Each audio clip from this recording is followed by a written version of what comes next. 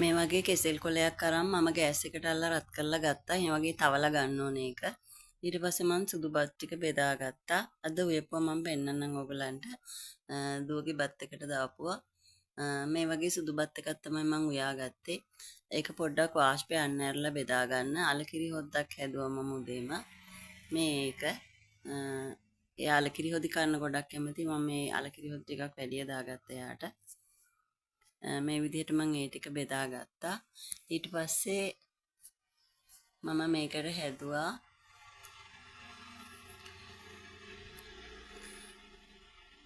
මේ තියෙන බටු මෝජු පොඩ්ඩක් හැදුවා. ඒකෙන් ටිකක් තියාගත්තා.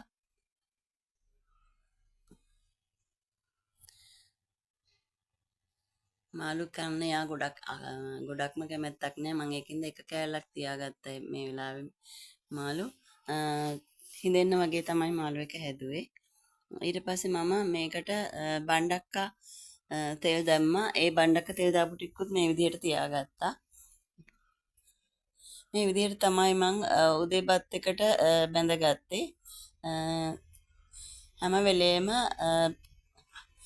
බත් උයනකොට ගලපලා කිරට මිරිසට ඒ වගේම ප්‍රෝටීන් තියෙන 3-4 ගලප ගන්න.